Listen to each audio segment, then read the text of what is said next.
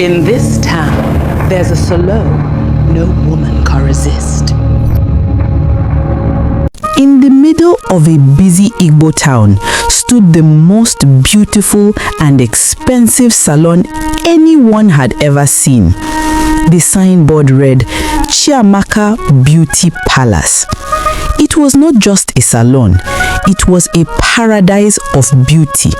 The air smelt of perfume, the walls were painted gold, the mirrors sparkled like crystal, and soft music played all day. Every woman in town dreamed of entering there, even if it meant saving money for months. And behind it all was Madam Chiamaka, the woman everyone called the miracle stylist. Her beauty was the kind that could silence a whole street. Her skin glowed like the morning sun, her eyes shone calmly, and her voice was soft but full of power. She had workers, Ngozi, Ifeoma, and Amara, young girls who washed hair, polished nails, and swept the floor, while Chiamaka handled only the special customers. When she walked, everyone in the salon became quiet. Her hands moved gently, almost like she was singing through her fingers. People said Chiamaka hand no be ordinary, but nobody knew how true that was. One Saturday morning, a cheerful girl named Oluchi rushed in, laughing. Madam Chiamaka, abeg make me fine today oh. My boyfriend Nnamdi dey come from Lagos. Chiamaka smiled. Sit down, my dear. Today, you will shine like morning sun. She opened a drawer and brought out her special comb, a dark wooden comb carved with a serpent head. The workers never touched it, only Chiamaka used it. As she brushed through Oluchi's hair, the air in the salon grew cool and still. The mirror flickered for a moment, but nobody noticed. Oluchi smiled. Madam, your hand is sweet too. Chiamaka only smiled again, saying nothing. When she finished, Oluchi looked at herself in the mirror and gasped. Her hair shone like silk, her skin glowed softly, her beauty was almost unreal. She hugged Chiamaka happily and left the salon, turning heads on the street. That night, Oluchi could not sleep. She tossed and turned, hearing whispers she couldn't explain. Her heart beat fast. The next day, she quarreled with her boyfriend over something small. By evening, Nnamdi stormed out. Within days, their love ended. Oluchi didn't understand why. She looked more beautiful than ever, yet she felt empty inside. She went back to the salon crying, Madam Chiamaka, since that day, my life no rest again. My boyfriend just leave me like that. Chiamaka smiled gently. Sometimes, beauty confuses the heart. Don't worry, it will pass. She gave Oluchi a small oil to rub on her hair. Soon, the same thing began to happen to other women. A married woman named Adaze made her hair there and began fighting her husband. Another woman's engagement broke after visiting the salon. Yet, every customer who went to Chiamaka left looking extraordinary. Her salon became the richest and most popular in the whole town. Golden mirrors, imported creams, perfume from abroad, and even air conditioners when others had fans. Politicians' wives came secretly. Rich girls from other towns traveled just to sit in her chair. Everyone called her the hand of grace, but behind the glow was a secret that nobody understood. The men of the town couldn't resist her either. Whenever Chiamaka walked through the market, men forgot what they were doing. Some sent gifts, some followed her home, some even knelt to propose. She always smiled politely and said, "Thank you, but my heart is busy." Yet, her beauty only grew stronger. No one knew why no man could win her heart. Some said she was too proud, others said she had made a vow. Her workers whispered among themselves, "Madam no dey old at all," Ifeoma said one evening. "Even my mama says she's still fine like when she first opened shop," Amara added softly, "and that her comb, e no ever dirty." But when Chiamaka entered, the whole salon went silent again. Her presence carried calm power that made everyone behave. One night, after all her workers left, Chiamaka locked the door. She placed her wooden comb on the table and looked into the mirror. The salon light flickered. Her reflection shimmered faintly. She smiled and whispered, "They asked for beauty, and I gave them beauty. The rest is not my fault." A cold breeze blew through the room, then faded. She picked the comb and smiled again. The next morning, customers were already lined up before she arrived. Chiamaka Beauty Palace had become a kingdom, rich, powerful, and feared. Every woman wanted her touch, every man wanted her love, but no one knew who she truly was or where her power came from. Her beauty blessed faces but broke homes, and through it all, Chiamaka kept smiling, as if she already knew the story had only just begun. Next week, business at Chiamaka Beauty Palace was booming more than ever. Women came from nearby villages just to touch the chair she used. Some waited outside for hours under the hot sun, hoping to get their turn. But something strange was beginning to happen. The same women who left the salon looking like queens soon started complaining of hearing soft whispers whenever they looked in the mirror. Some said the mirror called their names softly at night. Others said they dreamt of a woman brushing their hair in the dark. Nobody could explain it. One morning, Ngozi, one of Chiamaka's workers, came to open the shop early. As she entered, she froze. The salon light was on, even though everyone had gone home the night before. In the middle of the room, she saw Madame Chiamaka sitting before the mirror, brushing her hair slowly, but her reflection wasn't moving the same way. Ngozi blinked and stepped back. Chiamaka turned and smiled softly. "Ngozi, you're early." Ngozi stammered, "Ma, I thought you closed last night." Chiamaka replied calmly, "Yes, I just came to prepare for the day. Go and mop the floor." Her tone was gentle, but something in her eyes made Ngozi's heart tremble. She quietly nodded and obeyed. Later that day, a new customer entered, a quiet woman named Ebele. She looked worried and tired. "Madam, please help me. My husband doesn't look at me anymore." Chiamaka smiled. "You came to the right place."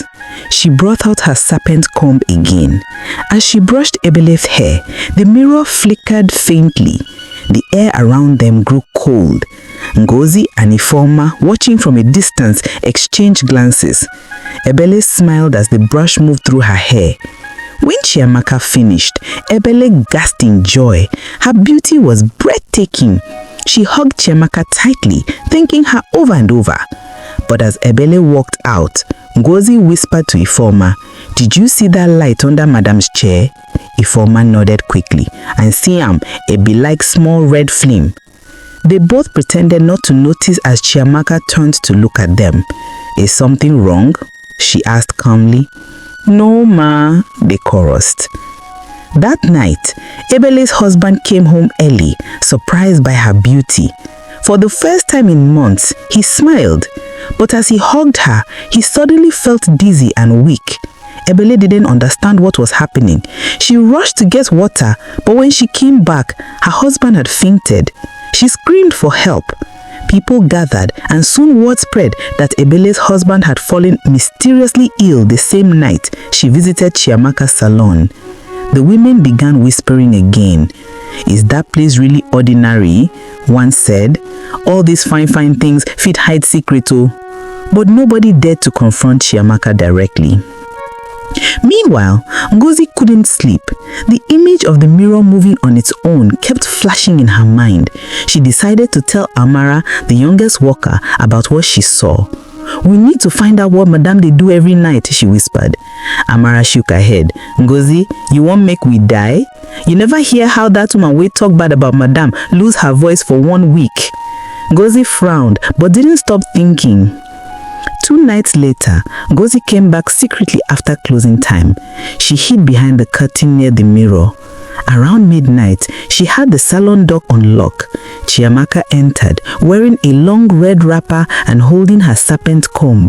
She began to speak softly in a language she had never heard before. The lights dimmed, the mirror shimmered, and suddenly shadows began to appear behind the glass. Ngozi's legs shook, but she covered her mouth to stay quiet. She saw Chiamaka smiling as the shadows seemed to bow before her. Then, one shadow reached out from the mirror. It looked like a hand and handed her something shiny, like a gold hairpin. Chiamaka took it gently, nodded, and whispered, "Another beauty, another promise." Then the mirror returned to normal. Ngozi ran home terrified. The next morning, she called in sick, but Chiamaka already knew. "Ngozi," she said later that evening when Ngozi finally came back, "next time you are curious, ask me directly." Ngozi froze. Don't worry," Chiamaka interrupted with a soft smile. "Curiosity is a sign of wisdom, but not all secrets are safe to know." She gently touched Ngozi's shoulder. "Go and rest." From that day, Ngozi avoided staying late in the salon, but her fear grew when she noticed something else. Chiamaka's shadow sometimes moved even when she stood still. Meanwhile, new rumors filled the town. A reverend's wife who once visited the salon was seen walking aimlessly in the market talking to herself. Another woman's fiancé cancelled her wedding without reason. And yet, people still kept coming, because every woman who sat in Chiamaka's chair became beautiful beyond imagination. But deep inside her golden mirror, something darker had started to awaken. The whispers were growing louder. They were calling her name. Even Chiamaka herself began to feel it. One night, she looked into the mirror and said softly, "We had a deal. Don't forget." The reflection smiled back and whispered, "The time is coming." The night of the unseen visitors. 3 days passed after Ngozi's terrifying discovery, yet she couldn't shake off the image of Chiamaka talking to her mirror. Every time she closed her eyes, she saw those dark shadows bowing before Madame Chiamaka, whispering things she didn't understand. The salon looked normal by day, music playing softly, customers laughing, the scent of perfume floating through the air, but to Ngozi, the place no longer felt safe. That morning, Chiamaka arrived earlier than usual. She wore a flowing golden gown that shimmered under the salon lights. Her smile was warm, her voice calm as always. "Good morning, my girls. Today we will have many visitors. Make sure everywhere shines." Ngozi and Ifeoma exchanged quick glances, but nodded silently. As they walked, Ngozi noticed something strange. Each time Chiamaka passed by a mirror, her reflection appeared slightly slower, like it was following her with delay. Later that afternoon, a familiar sound of laughter filled the air as a wealthy woman, Madame Udoka, stepped in. "Chiamaka, my dear, my daughter's wedding is in 2 days. You must make us glow." Chiamaka smiled. "You came at the perfect time, Mama Udoka. Sit down. Let my hands speak." The salon grew busy as Ifeoma washed hair, Amara polished nails, and Ngozi quietly swept the floor. But Ngozi's eyes never left Chiamaka. She saw the serpent comb again, the one carved with a snake's head. Each time it touched a customer's hair, a soft hiss echoed faintly, almost like a whisper from nowhere. That night, Ngozi couldn't keep quiet anymore. She visited her cousin, a church choir leader named Chinedu. "Brother," she whispered, "something strange is happening in my madam's salon." Chinedu frowned. "What do you mean strange?" Ngozi told him everything, from the moving reflection to the whispering mirror.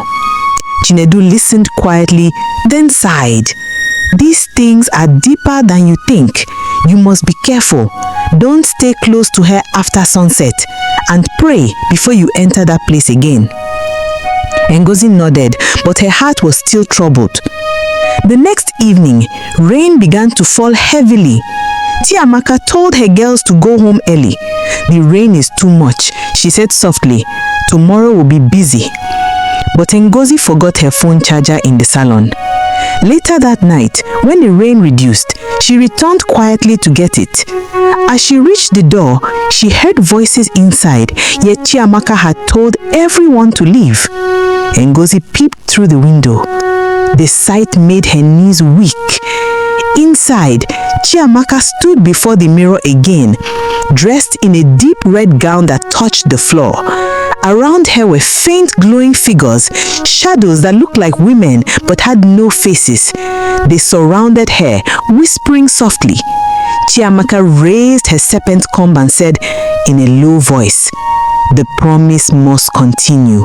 Beauty for the body, strength for the soul." As she brushed her long golden hair, the figures bowed and the salon lights flickered rapidly. Ngozi gasped quietly, covering her mouth in fear. Suddenly, one of the shadows turned its head toward the window, as if it sensed her presence. Ngozi ran off immediately, splashing through puddles until she reached home, shivering and breathless. The following morning, she tried to act normal. Chiamaka came in smiling as usual. "Ngozi, my dear, you forgot your charger last night. Don't worry, I kept it safe for you." Ngozi's heart skipped. She knew I was there. Throughout the day, Chiamaka acted like nothing happened, but her calm smile made Ngozi's hands shake each time their eyes met.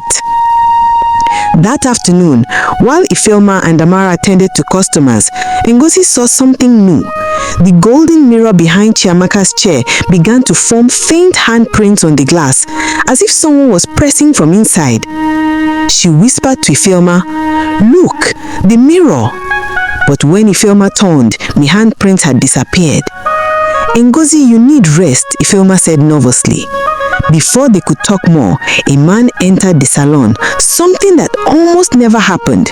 He was tall, dressed in a white shirt, holding a Bible. "Good afternoon," he greeted. "I am Pastor Henry. I was sent by Madam Udoka's family." Chiamaka turned slowly. Her smile didn't fade. "Oh, Pastor, how can I help you?" He looked at her calmly. "Madam Udoka's daughter hasn't stopped crying since yesterday. She says she hears voices calling her name whenever she looks at her reflection." The salon went quiet. The only sound was the air conditioning humming softly. Chiamaka chuckled lightly.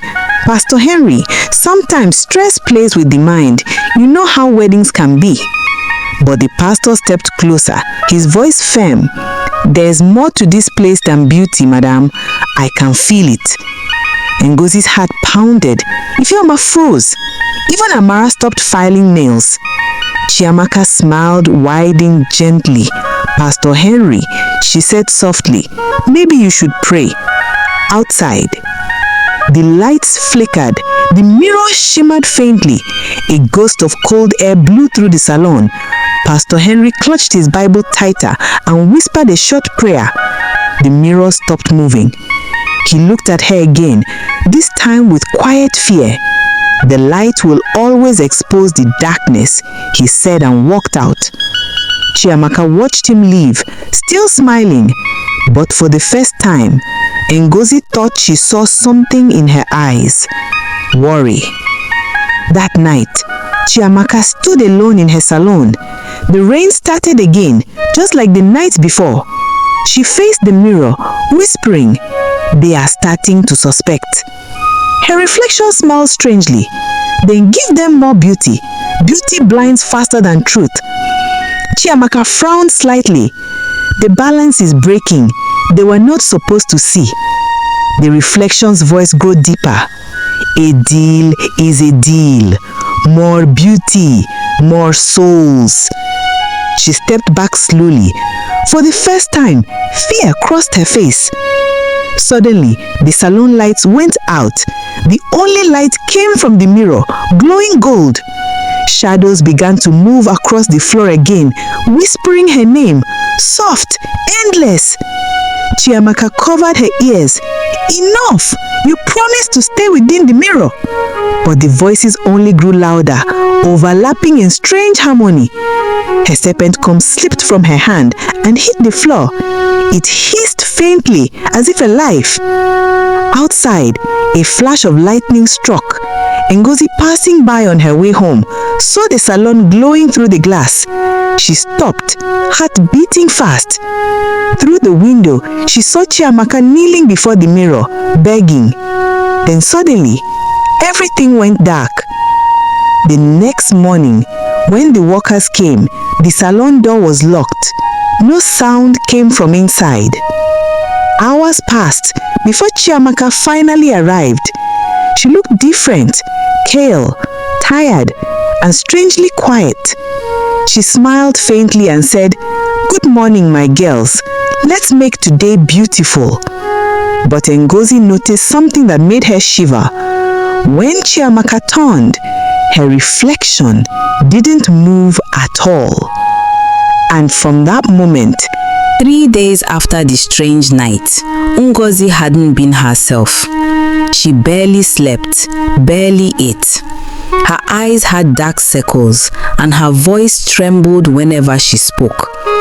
Each time she passed by a mirror, she saw flashes, shadows moving, lips whispering her name, Ngozi, Ngozi. Her mother begged her to resign from the salon, but she couldn't. Something in her heart wanted answers. That evening, as thunder rolled across the sky, Ngozi sat alone in her small room, praying quietly. Suddenly, her light flickered, once, twice, then went off completely. She froze. Her heart pounded. A soft knock echoed on her door. Knock, knock, knock. Ngozi. It was Madame Chiamaka's voice. Calm, smooth, too calm for that hour. Ngozi hesitated, whispering, "Madame." The door creaked open slowly by itself. Standing there was Chiamaka, beautiful, radiant, wearing the royal purple gown that shimmered even in the dark. Her smile was faint, her eyes glowing softly gold. "Ngozi," she said, stepping closer. "You've been busy, haven't you? Telling stories about your madame." Ngozi stood up, trembling. "Madame, I didn't mean to. I was scared." Chiamaka smiled gently, walking closer until her perfume filled the room. "You see, fear makes people curious, and curiosity destroys destinies." Ngozi took a step back. "Please, madame, I'll never speak again, I swear." But Chiamaka raised her hand slowly, and the air turned cold. The room darkened as shadows gathered around her feet. Her reflection appeared on Ngozi's small mirror, but it looked older, much older. "You think you know me?" Chiamaka's voice deepened slightly. "I have walked this earth for 2080 years. I have seen kingdoms rise and fall. I have made queens beautiful and kings bow with desire." Her face shifted slightly, still beautiful, but ancient lines flickered across her reflection like lightning scars. "You think I'm just a woman with a mirror? No, my dear, I am the mirror." Ngozi fell to her knees, crying, "Please, madame, I didn't mean..." "Silence!" Chiamaka's eyes flashed bright gold. "You wanted to expose me, to destroy what I built for centuries, but you forget, I reward loyalty and punish betrayal." She waved her hand, and the walls of Ngozi's room shimmered like glass. Faces appeared, women from the past, smiling eerily, whispering ancient chants. Ngozi screamed, covering her ears, "Leave me alone!" Chiamaka knelt before her, smiling wickedly. "Since you love to see what is hidden, let me show you what madness looks like." She touched Ngozi's forehead gently with one finger. The moment her skin touched, Ngozi's eyes rolled back, her breath quickened. She began to laugh and cry at once. "Stop, please," she screamed, shaking violently. "They are everywhere, the mirrors, the faces." Chiamaka stood up, her expression cold. "Now take madness," she whispered. Ngozi began to tear her clothes, screaming, "Fire! The mirrors are burning me!" She crawled across the floor, laughing and crying, her voice echoing through the compound. Neighbors rushed out in confusion, shouting her name. But when they reached her door, Chiamaka was gone, vanished into thin air. Only a faint golden light lingered for a few seconds before fading. The next morning, word spread quickly. Ngozi had gone mad overnight. She was seen sitting by the roadside, holding her broom, laughing at her reflection in puddles of rainwater. When Ifeoma and Amara heard the news, they rushed to Madam Chiamaka's salon. Chiamaka sat calmly in her golden chair, brushing her hair with the serpent comb. "Madam," Ifeoma whispered fearfully, "Ngozi, she is not well." Chiamaka paused, looking at them with calm eyes. "That's what happens," she said softly, "when one plays with fire they can't control." She turned to the mirror. "Clean the place. We're expecting new customers soon." As they cleaned silently, the golden mirror behind her flickered. For a split second, Ifeoma saw Ngozi's reflection trapped inside, screaming silently, banging from within. Ifeoma gasped, "Madam, the mirror!" But when she turned back, the reflection was gone. Chiamaka smiled faintly. "What did you see, my dear?" Nothing, madam." "Good," Chiamaka said softly. "Then focus. Beauty doesn't wait." That night, after everyone had gone home, Chiamaka stood alone before her mirror again. Her reflection smiled back. "It is done," she whispered. The mirror voice replied, "But someone else saw. The light in the man with the Bible still lingers." Chiamaka frowned. "Pastor Harry?" The reflection nodded. "He carries the oil. He can break the bond." Her golden eyes darkened. "Then he must not return." Thunder struck outside, shaking the walls.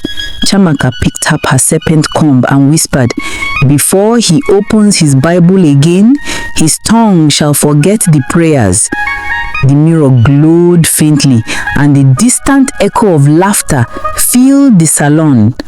Somewhere across town, Pastor Henry suddenly woke up from sleep, coughing, his voice gone. And that night, the golden mirror shone brighter than ever. Pastor Henry sat on his bed, clutching his Bible. His lips moved, but no sound came out. He touched his throat, confused and frightened. His voice was gone completely. His wife, Sister Martha, rushed in. "Henry, what happened? Say something." He shook his head, writing on a notepad. "It happened at midnight. I saw a golden mirror in my dream. A woman was laughing." Sister Martha gasped. "A mirror?" He nodded, pointing to the small cross hanging on the wall. He mouthed the words, "We must pray." That night, the couple knelt to pray. As Martha prayed aloud, a faint whisper echoed through the room. The curtains moved, even though the windows were closed. From the corner, a shimmer appeared, a reflection without a mirror. Martha clutched her Bible tightly. "The blood of Jesus," she shouted, and the reflection vanished instantly. Pastor Henry looked at her, eyes wide. He couldn't speak, but he knew the battle wasn't over. The next morning, Madam Chiamaka's salon was as busy as ever. The golden mirror sparkled on the wall. She smiled faintly as new customers entered. Ifeyoma and Amara walked quietly, avoiding her gaze. Each time the mirror flickered, they pretended not to notice. Amara whispered Ifeyoma, "Have you noticed the mirror looks deeper today?" Amara frowned. "Don't start, just walk and don't look too long." Chiamaka turned slightly, still brushing a client's hair with her serpent comb. "You girls whisper a lot these days. Is the salon not peaceful enough?" They both froze. No, madam, we're just tired." "Good," Chiamaka replied, smiling faintly, "because peace is precious and expensive." The mirror behind her flickered faintly. For a moment, Ngozi's reflection appeared trapped inside, screaming silently. Ifeyoma gasped but quickly looked away. The door opened slowly.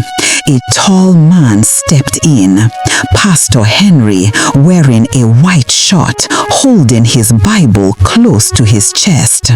His voice was still gone, but his eyes burned with determination. The entire salon went quiet. Chiamaka looked up, surprised yet calm. Well, she said softly. "The man of God visits a woman of beauty. What brings you here?" Pastor Henry opened his Bible. His lips moved silently, trying to pray. Nothing came out. Chiamaka laughed quietly. "Oh, you still can't speak. How unfortunate. Maybe your God needs a microphone." The mirror behind her pulsed faintly, as if alive. Chiamaka stood, tall and regal. "Do you know what happens to men who come here without an appointment?" she whispered. He raised his Bible higher. Suddenly, the serpent comb in her hand hissed softly. But before she could speak, a woman's voice echoed from the doorway. "Touch him and you'll see fire." Everyone turned. It was Mama Ijoma, an old prayer warrior from the neighborhood, holding anointing oil. Mama Ijoma walked in boldly. "Chiamaka, I warned you before. You use beauty to bind souls. You have gone too far." Chiamaka smirked. "Old woman, your prayers are outdated. The mirrors listen only to me." She waved her hand slightly. One of the mirrors shook on the wall. Mama Ijoma raised the oil. "The Lord rebuke you." She sprinkled the oil toward the mirror. Instantly, the golden glass cracked, letting out a piercing scream that only the workers could hear. Amara covered her ears. "Madam, what's happening?" Chiamaka's eyes flashed gold. "You fools brought her here." The lights in the salon began to flicker. The serpent comb slithered out of her hand, turning into a small snake on the floor before fading like smoke. Pastor Henry knelt down, praying silently with his hand over his heart. His voice suddenly returned, faint but firm. "In the name of Jesus Christ, let your power be broken." Chiamaka screamed, holding her head. The mirrors shook violently. Shadows poured from them like smoke. Mama Ijoma kept praying. Ifeyoma and Amara joined, crying out loud. The golden mirror split in two, and the trapped reflection of Ngozi burst out as a faint light, free at last. Chiamaka fell to her knees, her royal purple gown dimming, her hair losing its shine. Her real age began to show faintly, not old and wrinkled, but timeless, tired, ancient. Chiamaka looked up. "You can't stop me," she muttered. "I am bound to the mirror." Pastor Henry pointed at the broken frame. "Then the mirror shall fall." The mirror shattered completely, scattering golden dust across the room. A loud scream echoed. Then silence. Chiamaka's body went still. Her reflection lingered a few seconds longer before fading. Days later, the salon was sealed. People whispered about what happened there. Ifeoma and Amara both left the city. Pastor Henry recovered his full voice, though it trembled whenever he mentioned mirrors. Mama Ijoma visited him. "Pastor, it's not over," she said quietly. "Her spirit is trapped but not destroyed." He nodded slowly. "I know. The mirror can always find another face." Somewhere across town, a woman sweeping inside a new salon bent down and picked up a small shard of golden glass. She smiled faintly. Faint laughter echoed in the distance. 3 months later, peace seemed to have returned to the city. Pastor Henry's voice was restored and his church was full again. People spoke in whispers about Madame Chiamaka, the mysterious stylist who vanished after the mirror shattered. But no one knew the full story. Far away in another city, Ifeoma and Amara had started new lives.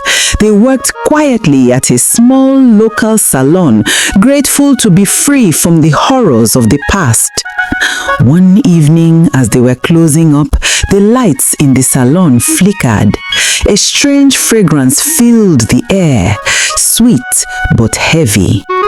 Ifeoma looked around nervously.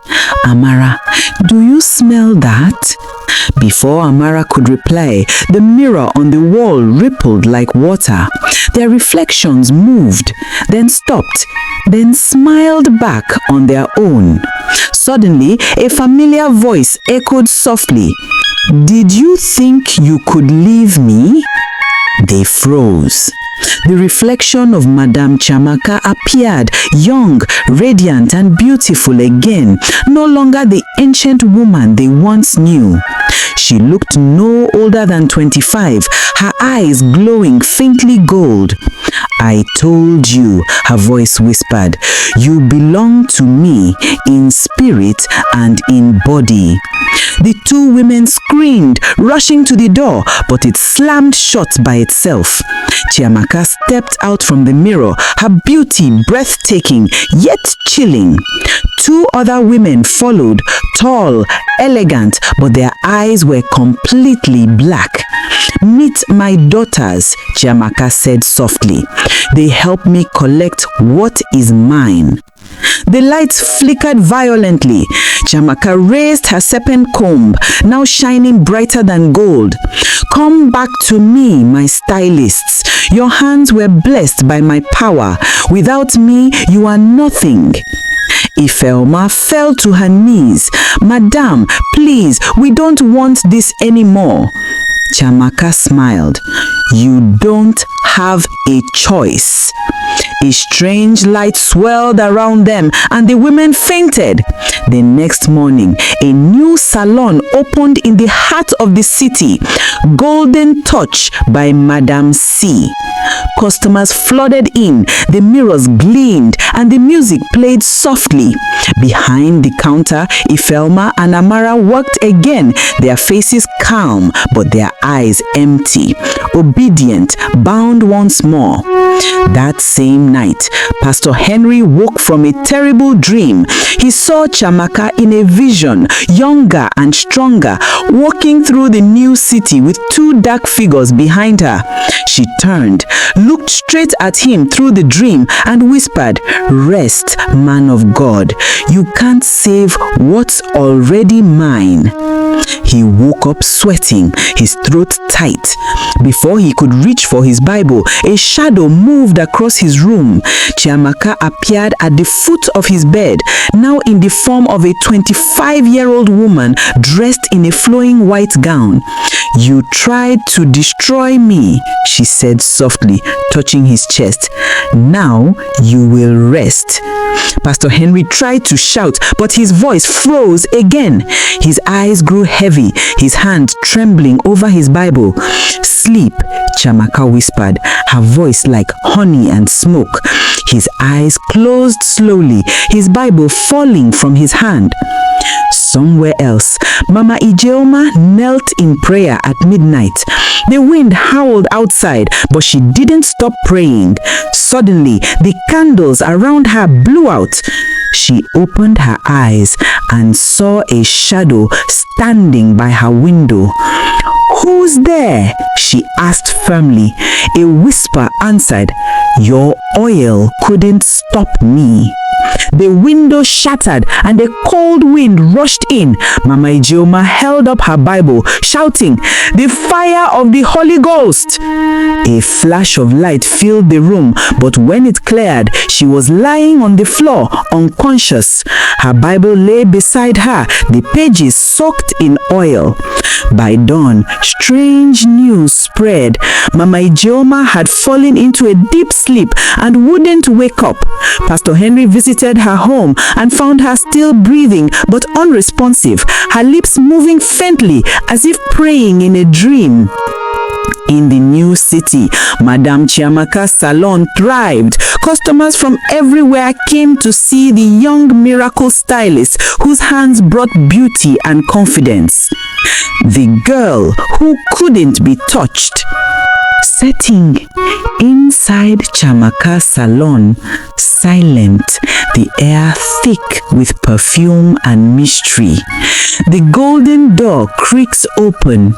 A young mother, nervous and uneasy, walks into the golden salon holding her little daughter's hand. The child, around 8 years old, has bright eyes glowing faintly. An innocent but supernatural aura surrounds her. Inside Chiamaka, the tall, huge, fair albino woman with long white hair sits by her mirror. Slowly, she turns her head and smiles. Chiamaka, in calm voice, "Welcome, my dear. Come, let me make her hair." The mother looks around. The mirrors shimmer faintly with golden light. She feels cold, uneasy. No, we should go, baby." But the little girl gently pulls her mother's hand. Little girl, soft but firm. "No, mommy, I want her to make my hair." The mother hesitates, then reluctantly sits. Chiamaka begins braiding the child's hair, but as she touches the girl, something shifts. Her smile fades. Her hands tremble. A faint burning light begins to glow from the girl's head, forcing her to step back in confusion. Chiamaka, in a shaking whisper, What are you?" The girl smiles gently, looking straight into her eyes. Little girl, slowly, "We shall meet again one day." Chiamaka freezes. Her reflection in the mirror shatters silently into golden dust. The mother grabs the girl and runs out. The salon door slammed shut on its own, echoing like thunder. The mirrors glowed brighter than ever, and the serpent comb never left her side. As she brushed a customer's hair, her reflection smiled back, not hers alone, but thousands of faint faces trapped within.